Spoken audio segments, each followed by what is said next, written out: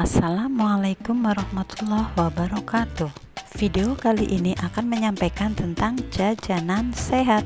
Wah, banyak banget ini makanan tradisional, enak-enak lagi. Wow, mana yang paling enak nih? Mana pula yang sehat? Ini dia jajanan kekinian yang mudah dicari saat ini. Terutama anak-anak muda dan anak-anak suka jajanan ini. Kalau yang sudah tua-tua mungkin harus menyesuaikan dulu lidahnya. Ciri jajanan kekinian ini kalau gurih ya, nggak lepas dari micin dan kaldu instan pabrikan. Kalau yang manis ya nggak lepas dari pemanis buatan, pewarna, dan BTM lainnya. Kalau yang pabrikan biasanya juga berpengawet. Semuanya pasti tinggi garam. Untuk jajanan kekinian ini, mana yang sehat menurut Anda pemirsa? Begitu juga dengan minuman kekinian ini. Lihat gambarnya aja udah wow, ini enak banget ya. Sayang, semuanya itu tidak lepas dari pemanis, pewarna, perasa, dan sebagainya yang serba instan dan kimiawi.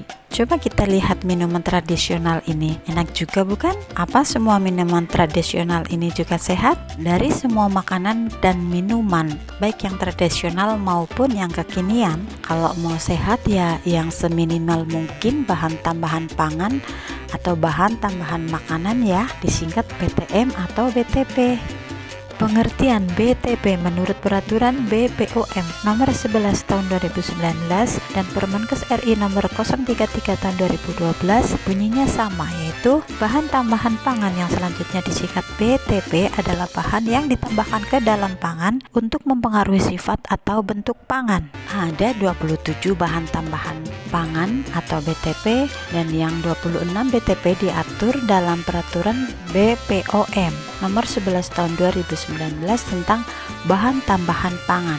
Untuk para pelaku PIRT disarankan untuk membeli BTP yang sudah memiliki nomor izin edar dari BPOM. Macam BTP, penggunaan BTP tidak boleh melebihi batas maksimal. Karena itu para pelaku usaha industri rumah tangga pangan atau IRTP disarankan memiliki timbangan analitik atau timbangan digital atau bisa juga dengan sendok takar agar penakaran BTP dapat dilakukan dengan tepat. Tujuan penambahan BTP ke dalam makanan adalah untuk meningkatkan pangan, meningkatkan daya tarik, dan mengawetkan pangan. Macam BTP yang banyak digunakan oleh masyarakat adalah bahan pewarna makanan, bahan pemanis makanan, bahan cita rasa makanan, bahan pengawet makanan, bahan pengemulsi, dan bahan antioksidan. Kita uraikan satu-satu ya. Pewarna makanan yang alamiah bisa didapatkan dari tumbuhan atau hewan, misalnya warna ungu dari bunga telang, warna merah dari rosella, buah naga, semangka, stroberi, cabai, tomat, dan sebagainya. Warna hijau bisa didapat dari daun pandan, daun suci, daun kelor, dan sebagainya. Kuning bisa didapat dari jeruk, nanas, nangka, dan sebagainya. Kalau yang tidak bisa mendapatkan pewarna alamiah biasanya menggunakan pewarna buatan, karena di samping warnanya lebih bermacam-macam, mudah didapat juga praktis. Makanya para pedagang makanan lebih sering menggunakan pewarna buatan. Kedua, pemanis buatan. Untuk yang alamiah bisa didapat dari gula merah, gula pasir, santan kelapa, dan madu. Contoh dari pemanis buatan ini adalah garam, natrium atau kalsium siklamat, dan natrium atau kalsium sakarin. Keduanya bersifat karsinogenik atau dapat menyebabkan kanker. 3. Bahan cita rasa makanan yang berfungsi memberi rasa sedap pada makanan dan menimbulkan aroma tertentu. Untuk yang alamiah ya buah-buahan, kalau yang sintetis itu essence. Untuk yang gurih biasanya yang alamiah itu dari bumbu-bumbu seperti pala, merica, cabai, laos, ketumbar, daun salam, cengkeh, kayu manis, dan sebagainya. Untuk cita rasa gurih yang sintetis itu biasa ditemukan dengan nama MSG atau micin atau juga kaldu. Keempat adalah bahan pengawet yang mengawetkan makanan dengan menekan pertumbuhan bakteri, kamir, dan kapang. Pengawet yang alamiah adalah gula dan garam, sedangkan pengawet buatan banyak digunakan dalam berbagai produk makanan seperti roti, kecap, sirup, tepung, gula, dan sebagainya. Kelima, pengemulsi, yaitu bersifat mengubah sifat tekstur dan kawetan makanan. Ini bisa digunakan pada pembuatan keju, roti, dan sebagainya. Untuk yang alamiah ini biasanya menggunakan kedelai, garam empedu, fosfolipid, kolesterol, dan saponin. Dan untuk yang sintetik contohnya ester sukrosa, monoester gliserol, ester sorbitan, ester kompleks. Keenam adalah antioksidan, yaitu senyawa yang memperlambat oksidasi di dalam bahan. Untuk yang alamiah contohnya adalah jinten, kayu manis, bunga rosemary, kunyit, bunga pala, dan daun kemangi. Untuk yang sintetik itu BHA atau butil hidroksianisol atau BHT, butil hidroksitoluena, dan propilgala. Jadi BTP atau BTM ini diperbolehkan ya, asal kadarnya sesuai dengan takaran penyajian. Tapi siapa berani jamin kalau makanan atau minuman yang kita beli itu takarannya tidak melebihi batas. Jadi gimana baiknya? Yang jelas makanan atau minuman itu selera masing-masing, dan konsekuensi dari mengkonsumsi makanan minuman itu juga masing-masing ya. Yang mengkonsumsi itu yang mau menerima akibatnya. Tapi kalau saya akan berpikir begini, BTP atau BTM di dalam makanan atau minuman itu kan bahan kimia yang asing bagi tubuh, dan itu dapat diekskresi oleh tubuh kita setelah 3 hari. Jika sebelum 3 hari sudah makan makanan yang mengandung bahan kimia atau BTM, itu berarti sisa bahan kimia yang belum terekskresi oleh tubuh itu akan menumpuk di dalam tubuh kita atau kumulatif. Akumulasi bahan kimia inilah yang akan meningkatkan radikal bebas di dalam tubuh, yang akan meningkatkan potensi karsinogen atau bersifat menyebabkan kanker. Jadi kalau menurut saya makanan-makanan atau minuman yang mengandung bahan kimia itu boleh-boleh saja, asal tidak terlalu sering. Kalau perlu 3 hari sekali.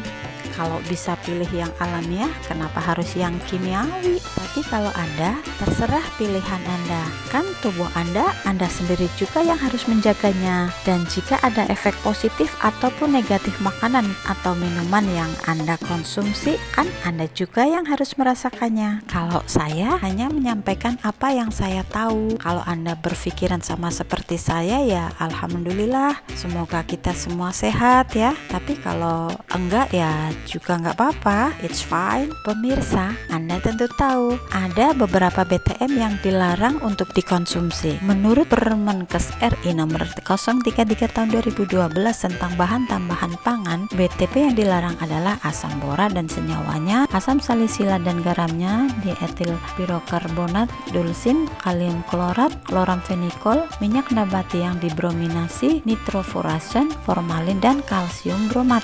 Pewarna metanil yellow dan rodamin B berbahaya karena dapat menimbulkan gangguan fungsi hati, kandung kemih, dan karsinogen.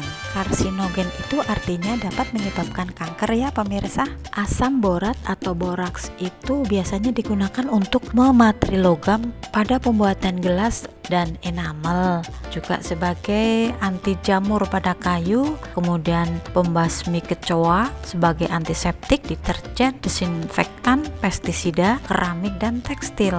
Tapi boraks ini sering disalahgunakan, yaitu ditambahkan ke dalam bahan makanan sebagai pengeras atau pengenyal, biasanya pada bakso, tahu, mie basah, kerupuk, dan pangsit. Formalin itu biasanya digunakan untuk sebagai bahan pembunuh kuman, pembersih lantai, pengawet pada pembuatan pupuk, parfum, kosmetik, dan sebagainya. Tapi sering disalahgunakan untuk mengawetkan ikan, tahu, ayam potong, mie basah, dan sebagainya. Jadi gimana dong kalau kita suka jajan? Boleh-boleh saja pemirsa, yang penting kita lebih hati-hati dalam memilih jajanan. Ada beberapa hal yang perlu diperhatikan dalam memilih jajanan, yaitu tempat atau lingkungan jajanan harus bersih. Tempat cuci piringnya juga dengan air mengalir. Kalau airnya tidak mengalir, maka kuman yang sudah jatuh dari piring atau mangkok yang kotor jatuh ke ember dan bisa menempel lagi pada piring berikutnya. Kalau tempat cucinya kayak gini, lebih baik jajanan dibungkus saja ya. Perhatikan pakaian, tangan, dan perilaku penjual makanan harus bersih.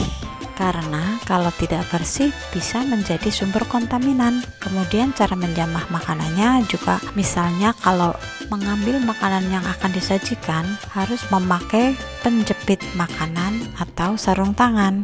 Perhatikan juga tentang lap ya, kadang ada penjual makanan yang suka mengelap pembungkus makanan ataupun piring yang mau digunakan untuk penyajian, itu dilap dengan lap yang sama dengan yang untuk mengelap meja. Kemudian meja harus bersih dan mudah dibersihkan. Kalau ada asbak itu harus segera dibersihkan, dan peralatan makanan paling lambat 5 menit harus sudah dicuci. Ketiga, makanan tidak boleh dibungkus dengan koran. Kenapa? Karena tinta koran juga mengandung pewarna, pigmen, aditif, dan pengawet yang berbahaya. Jika digunakan untuk membungkus makanan, maka zat kimia yang ada di dalam koran itu bisa larut ke dalam makanan. Belum lagi kalau ada kontaminan yang ada di koran bekas itu. Jadi, jangan beli makanan yang langsung dibungkus koran ya. Request sama penjualnya, aku mau bungkus dengan yang lebih bersih gitu ya. Keempat, pewarna makanan yang mencolok. Biasanya pewarna yang mencolok itu dicurigai mengandung methyl yellow atau rhodamin B dan lain-lain yang dilarang. Kelima, makanan harus ditutup. Kalau makanan terbuka itu bisa dihinggapi lalat dan dimasuki debu yang berterbangan yang ada kemungkinan mengandung mikroorganisme patogen. Jadi cari makanan yang ditutup rapat ya. Pemirsa, setelah tahu tentang bahan tambahan makanan ini akan membantu kita dalam mengkonsumsi bahan makanan atau minuman yang aman dan sehat untuk tubuh kita. Tapi keputusan tetap ada di tangan Anda. Ayo pemirsa, bijaksanalah untuk menyediakan makanan yang aman dan sehat untuk keluarga Anda. Sampai di sini dulu pemirsa, semoga bermanfaat. Assalamualaikum warahmatullahi wabarakatuh.